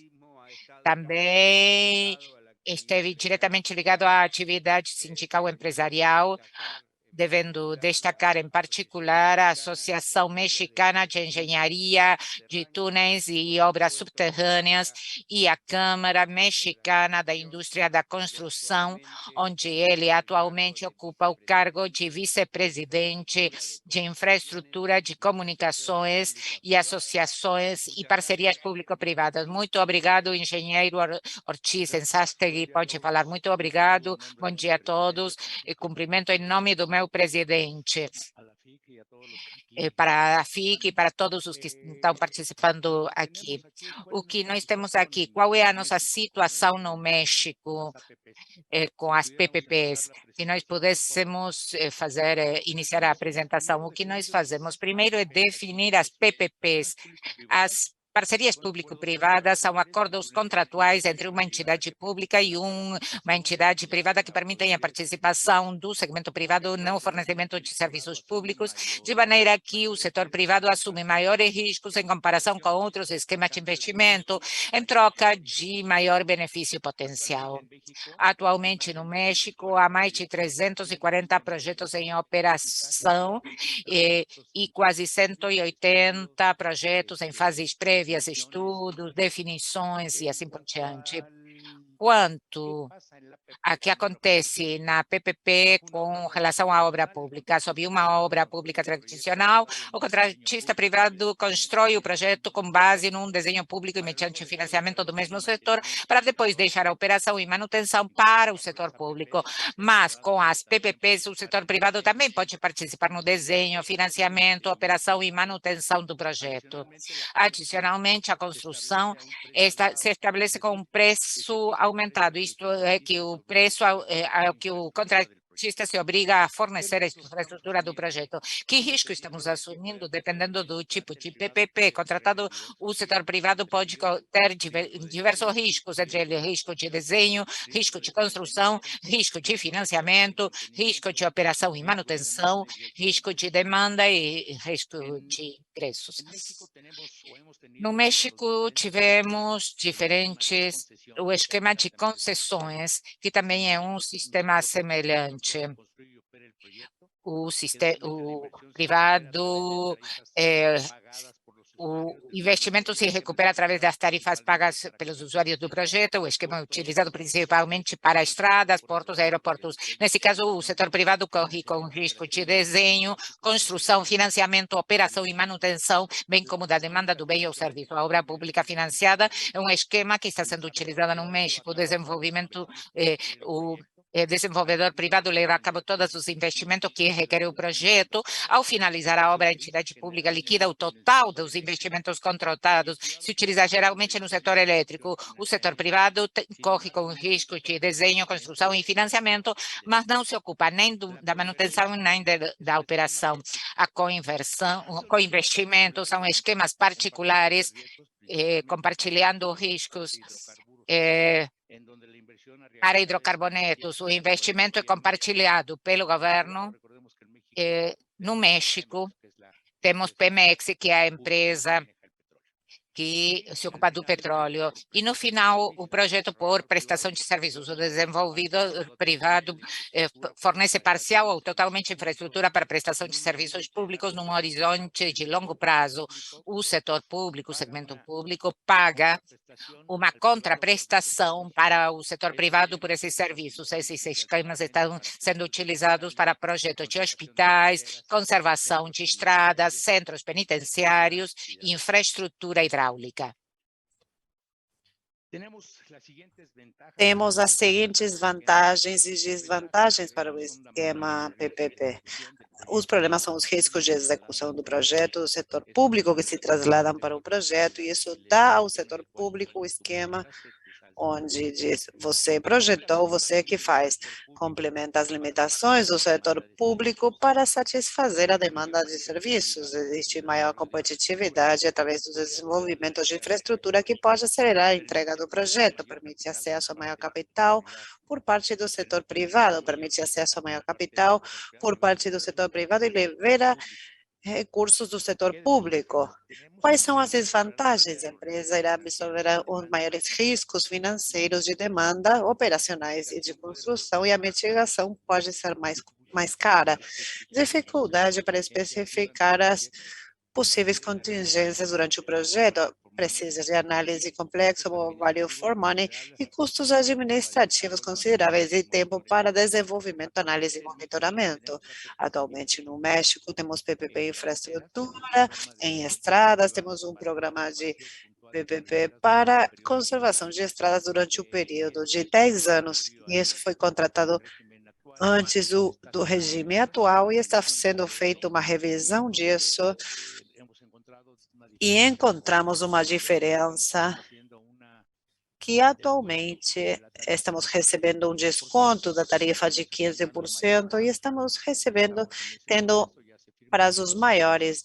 Isso já foi assinado e estamos financiando com a banca privada para renegociar tempos e créditos no capital de risco. Temos 2 exemplos que eu coloquei, a conservação plurianual da Rede Federal de Estradas, para o período 2017 e 2027, e uma onde eu participo, que é o programa PPP de conservação plurianual da Rede de Estradas, que tem sérios problemas do ponto de vista climático. Atualmente estamos iniciando o verão e já tivemos 3 furacões, e isso para uma estrada de concreto traz problemas, mas estamos conseguindo resolver também. No México foi utilizado em hospitais, um hospital regional, Nuevo León, um hospital geral.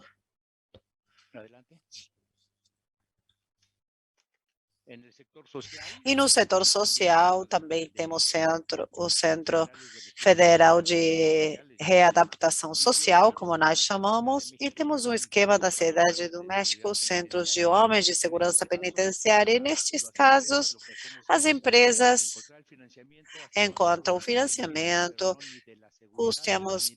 não custamos a segurança nem a hotelaria, porque não queremos ter contato com a população penitenciária. E no setor turismo também O setor do turismo também está sendo utilizado no novo aquário Mazatlán, Sinaloa, e recuperação para Praia del Carmen, onde consideramos que um aspecto que pode se investir. Temos no México 2 tipos de financiamento público e banca privada.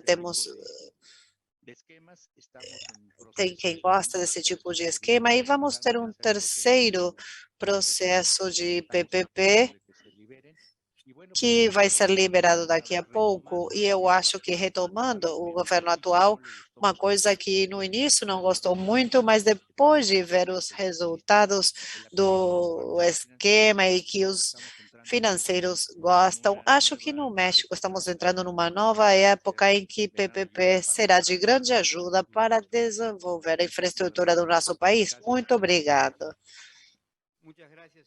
Muito obrigada, engenheiro Ortiz. Foi muito interessante. Vamos agora passar para Federico Villa-Lobos, da Costa Rica. Ele tem mais de 15 anos de experiência em modelos financeiros avançados, estruturação de financiamento, project finance, avaliação financeira e econômica de projetos e participação pública privada. Ele desenvolveu assessoramento para organismos multilaterais como o BID, Banco Centro-Americano, Banco Mundial, IFC e setor público na região da América Latina. Muito obrigada, Federico. Pode começar. Muito obrigado, Fernando. É um prazer estar aqui. Vou tentar ser breve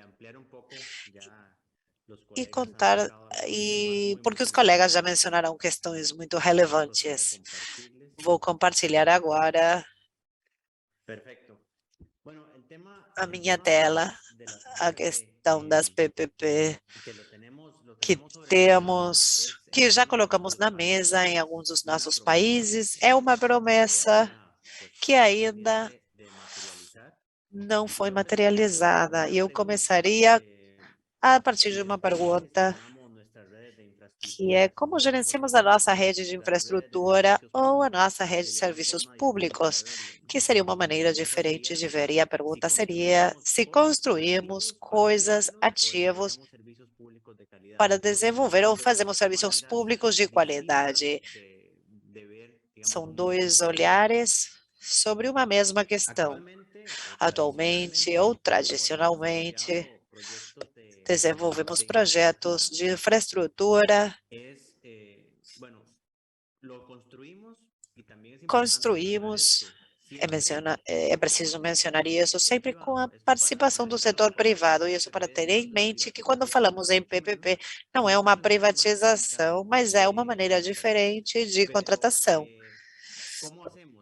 Como fazemos? Construímos um projeto, tipicamente, através da dívida pública, e a partir de que o projeto atinge a inauguração, temos muitos passos, e isso acontece nas infraestruturas dos nossos países, e isso tem dois impactos importantes. O primeiro é que o benefício econômico é uma melhora da qualidade de vida, e a infraestrutura tem tendência de se deteriorar. A estrada já não oferece o mesmo serviço, a ponte apresenta falhas, o porto não é o mesmo. E, posteriormente, a reconstrução da infraestrutura acaba custando várias vezes mais, não é um bom negócio. É por isso que, ao desenvolvermos projetos de infraestrutura, precisamos colocar várias questões. Se o projeto é vinculado a uma estratégia de longo prazo, e aqui vou mencionar uma questão que sofremos muito no setor de infraestrutura, que é que isso faz parte de uma política de Estado ou do governo. Ao falarmos em PPP, é importante o foco do Estado que permita uma estabilidade, independentemente de quem estiver na cadeira de presidente. Estamos focados no resultado ou no ativo? Eu acho que o foco precisa ser orientado ao resultado. É considerado, quando se desenvolve a infraestrutura, as outras necessidades de financiamento que o país tem? Não necessariamente é assim. Se programa com disciplina a operação de manutenção. Si es posible monetizar, eso ya lo hemos E se conversado. é possível monetizar, isso já foi conversado, se é possível monetizar os ativos existentes para chamar novos investimentos. E quanto à reciclagem ativa, para ver o que é que precisamos no impulso das PPP, reciclagem de ativos, é implementado em países como o México, através de Fonadim, o Chile também, com fundos de infraestrutura. A Costa Rica, recentemente, introduziu uma reforma para a lei de concessões para implementar esse esquema que permite concessionar um ativo previamente desenvolvido com recursos públicos e, em troca, o setor privado irá reconhecer um reinvestimento em infraestrutura. E isso tem importância especial por dois motivos.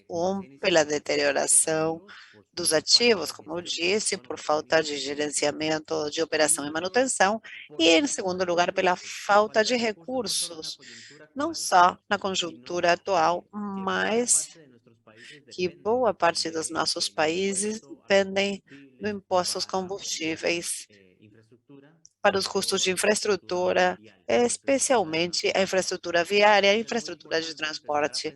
E é importante começar a pensar quais serão as fontes de receita que irão substituir o imposto aos combustíveis, porque a mudança tecnológica de introduzir tecnologias limpas farão com que esses tributos sejam erosionados. Então, daqui a alguns anos, vamos ter uma falta de recursos importantes para o gerenciamento das infraestruturas. Essa é uma questão que hoje nos encaminha. Então, a questão que já foi mencionada pelos colegas, qual é a diferença? Eu sempre gosto de colocar isso, porque quando falamos em PPP, pensamos imediatamente na privatização, e não é isso. O modelo tradicional de obra pública tem uma participação ativa da empresa privada como uma diferença, que é que a empresa privada participa como fornecedora em atividades específicas ao longo dos contratos durante a vida do ativo. O PPP, a concessão, dependendo de como for chamado em cada país, unifica em um contrato. Não quer dizer que um modelo seja melhor do que o outro, isso depende de cada projeto. Quer dizer que um modelo é a prova de falha e outro não, também não é isso. O que tem PPP é que outorga uma disciplina adicional. Os erros ou omissões que possam existir no preparo e gerenciamento do projeto são evidentes porque irão se refletir no modelo de negócio colocado. Isso é uma coisa errada? Não, é uma coisa positiva, porque ela permite gerenciar a infraestrutura de uma melhor maneira. É importante quem participa, mesmo sendo um elemento teórico, na nossa região costuma existir essa discussão,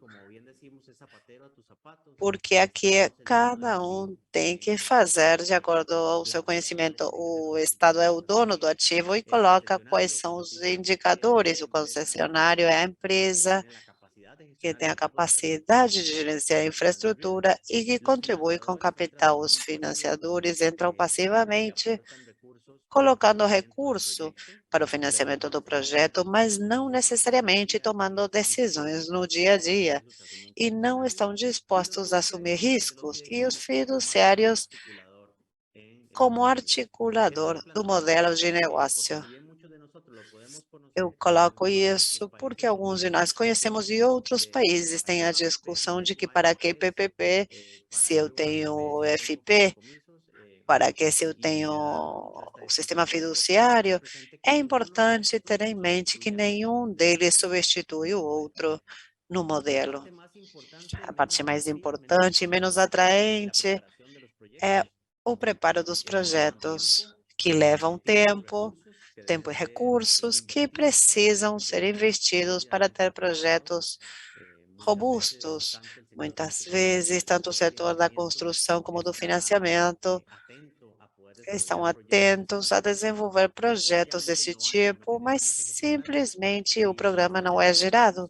E essa medida que temos foi colocada num estudo recentemente da média de um projeto do tempo do início até a sua execução. É uma média de 6 anos, de acordo com o Global Infrastructure Hub.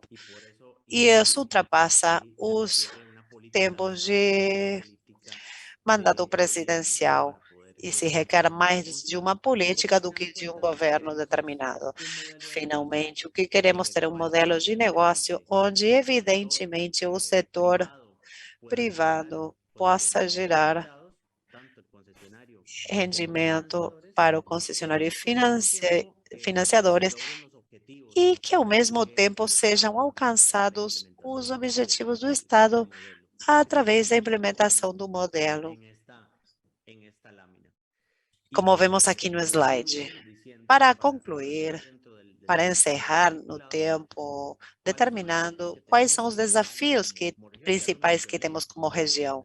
Eu já mencionei, mas acho que vale a pena repetir. Número 1, as regras do jogo claras. Não podemos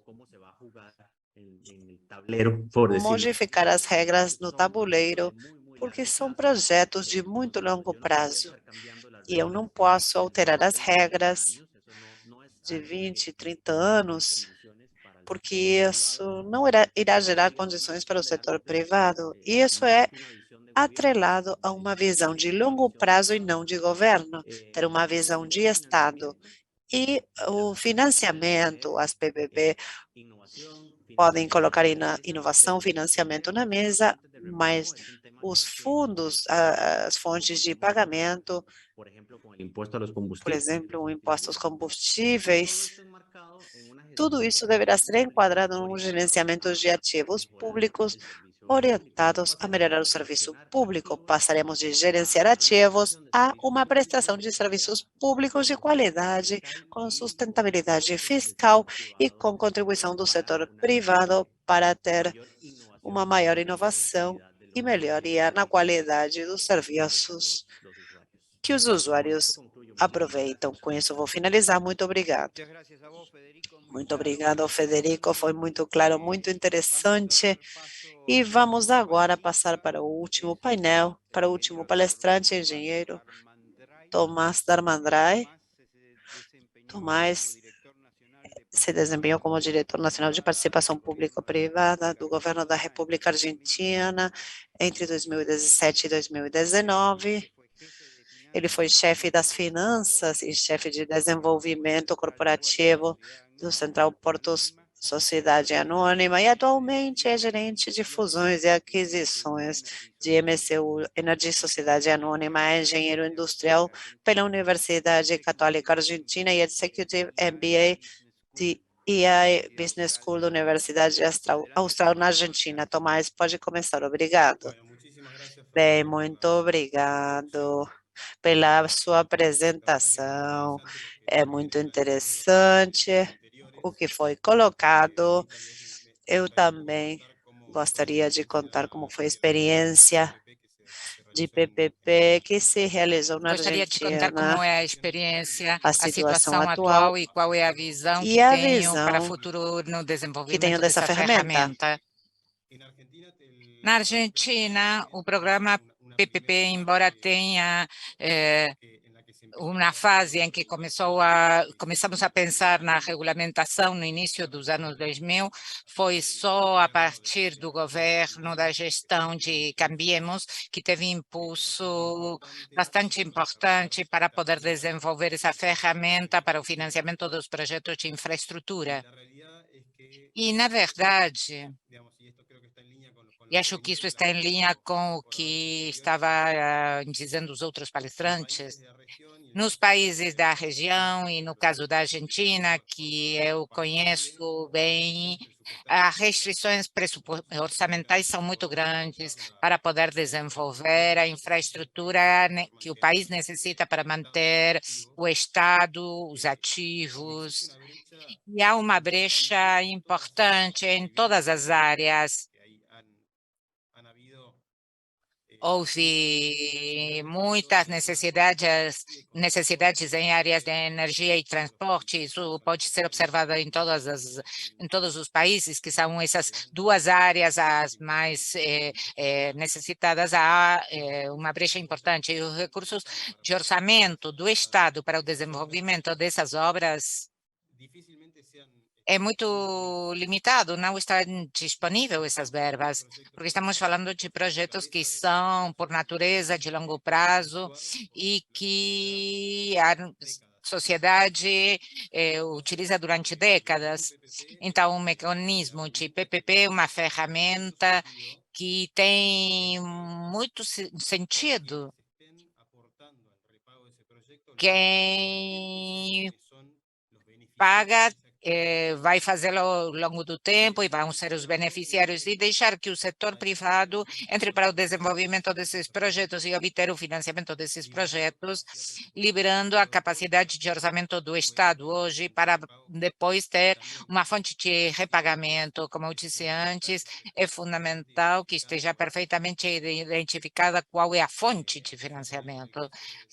No caso dos programas da Argentina, quando nós lançamos o programa, havia pouco feito em matéria de regulamentação de processos para o desenvolvimento de programa PPP, e foi um trabalho muito intenso, muito acelerado, talvez excessivamente acelerado. Na Argentina, a partir de que o programa PPP foi lançado em 2017, meados de 2017, estava sendo lançada a primeira licitação de PPP em fevereiro de 2018. 9 meses depois do início de formação das equipes de PPP entre o governo, já estava sendo lançada a licitação muito ambiciosa. E, na verdade, os processos para a montagem de um programa de PPP é necessário que exista um processo de amadurecimento, a regulamentação, de um lado, e os processos também administrativos ou internos dentro das áreas de governo. Nós percorremos com a equipe com o qual nós desenvolvemos esse programa na Argentina, tivemos contato com as unidades de PPP de muitos países. E, de um lado, temos os países, os saxões, que têm mais avançadas as ferramentas relativas aos processos de estruturação de projetos PPP, em particular Canadá, Austrália, Reino Unido, que realmente tem um nível de padronização que é espetacular e que está sendo atualizado permanentemente. Isso também é fundamental para poder se adaptar à realidade de cada um dos países.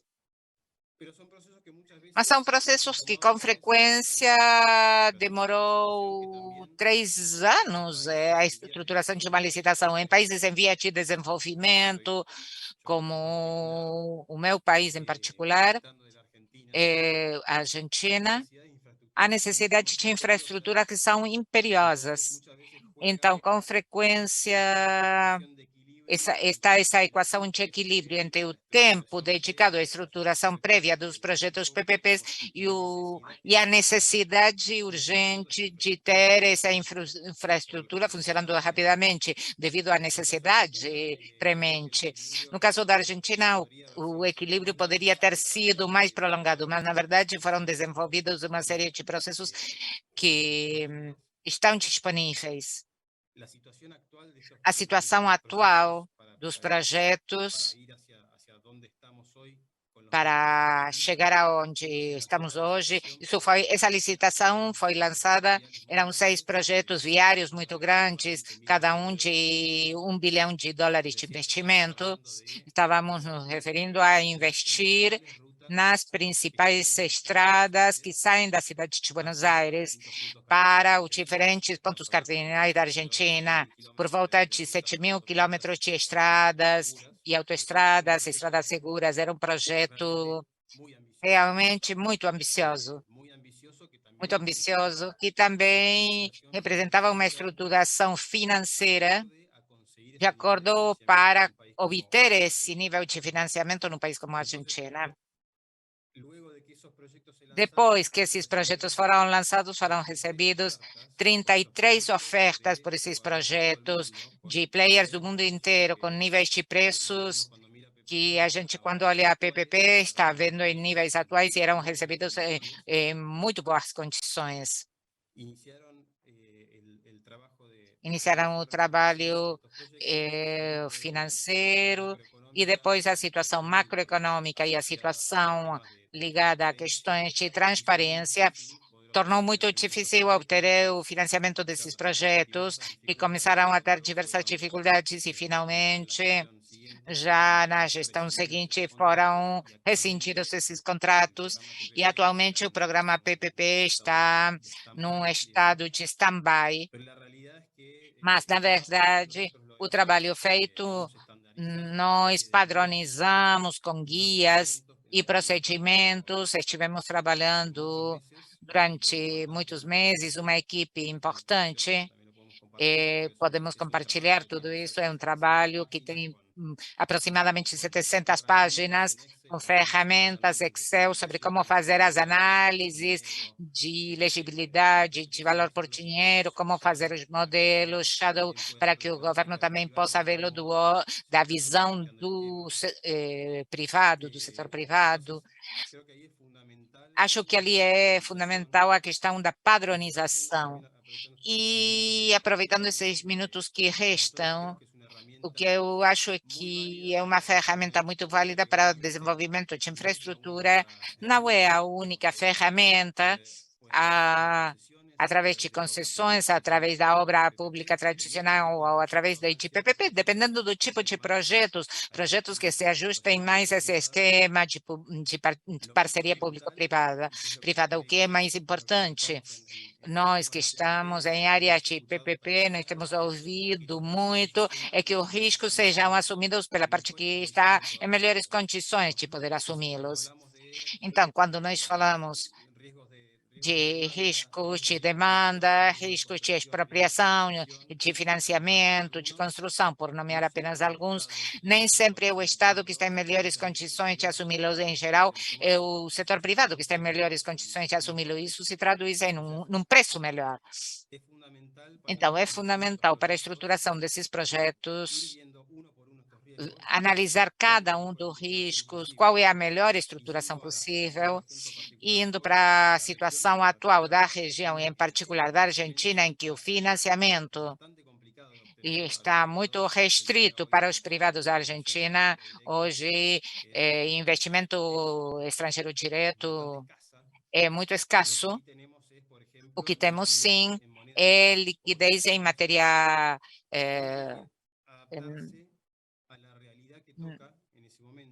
nacional. Então, temos que nos adaptar ao que acontece, se há uma desvalorização ou uma apreciação da moeda,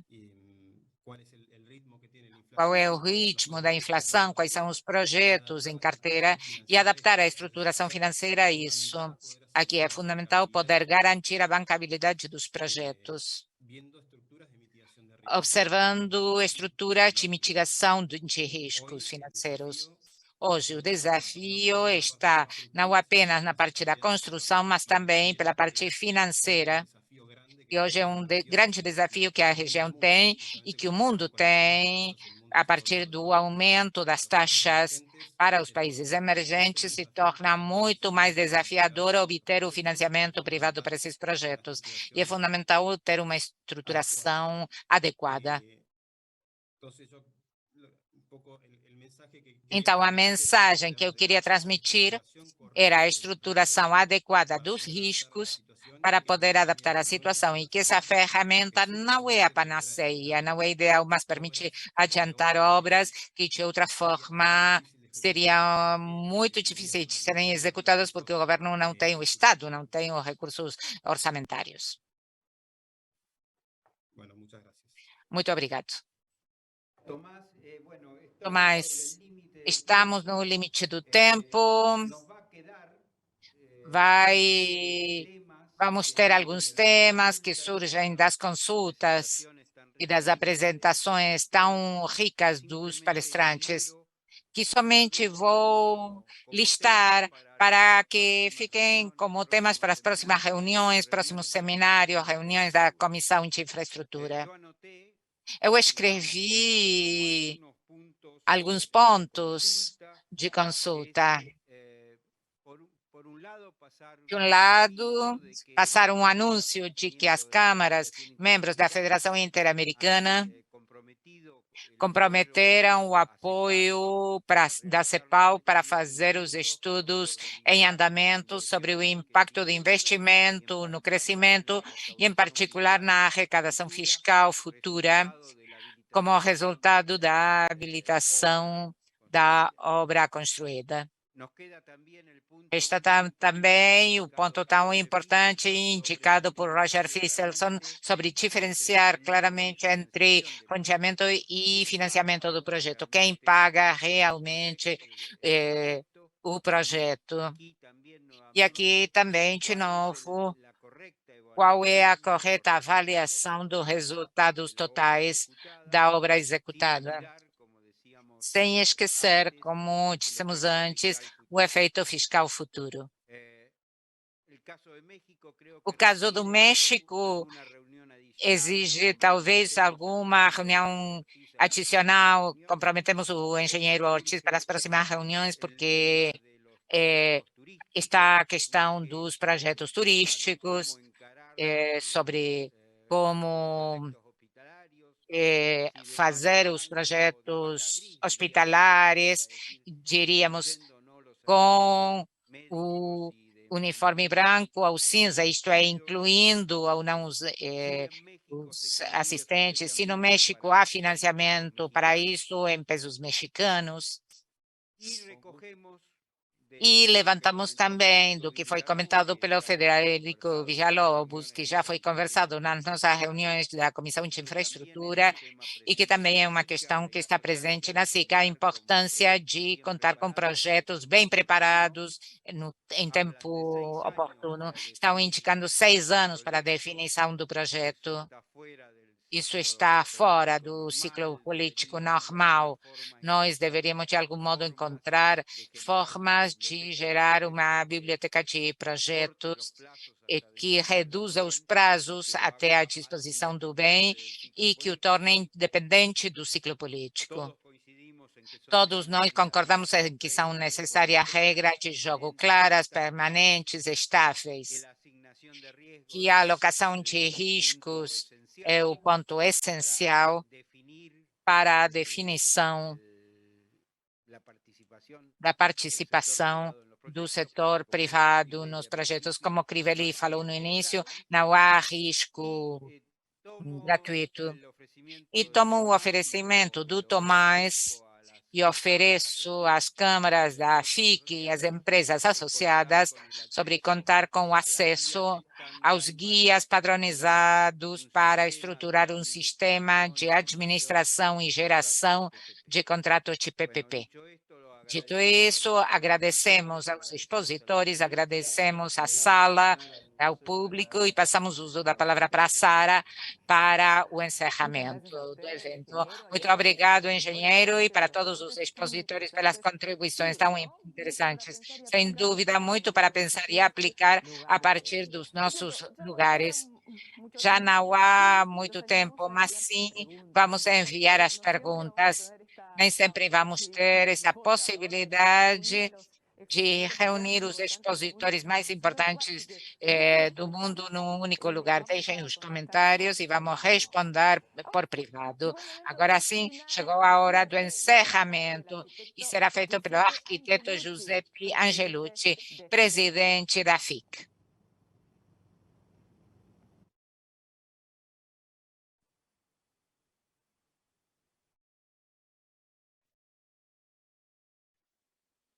Perdão, me volvió a pasar. Desculpe, aconteceu a mesma coisa que antes. Muito obrigado, bom dia, boa tarde para alguns.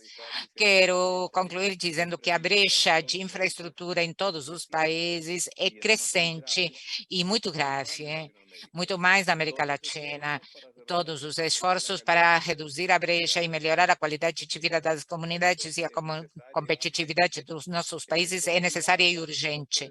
O segmento privado não pode estar ausente. Os esquemas de PPP podem ser uma das ferramentas para atingir o objetivo. A FIC tenta difundir as experiências de diferentes países na implementação das ferramentas para atingir a FIC quer divulgar a experiência dos diferentes países para aprender as lições aprendidas. Esse webinar teve essa intenção.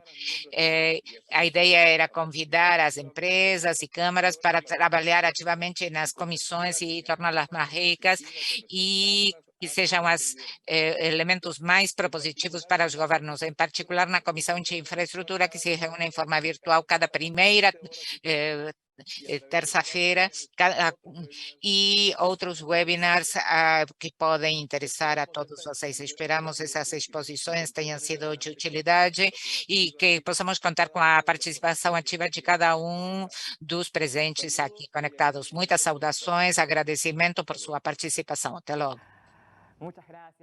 Muito obrigada, arquiteto Angelucci. Contamos, as gravações desse encontro estarão disponíveis online em 3 línguas e, logicamente, queremos agradecer de novo a todos os expositores, a vocês, sobretudo, que estiveram fazendo que tudo isso tenha sentido. Obrigada também a todos os que participaram na produção, a equipe técnica, a família da FIC, da Câmara Argentina da Construção. Para agradecimento aos intérpretes e, de novo, esse convite. A Comissão de Infraestrutura da FIC se reúne na primeira quarta-feira de cada mês, às 12 horas de Buenos Aires. Se você quer participar como representante de qualquer uma das câmaras da FIC, pode ter a certeza que será muito bem-vindo ou bem-vinda.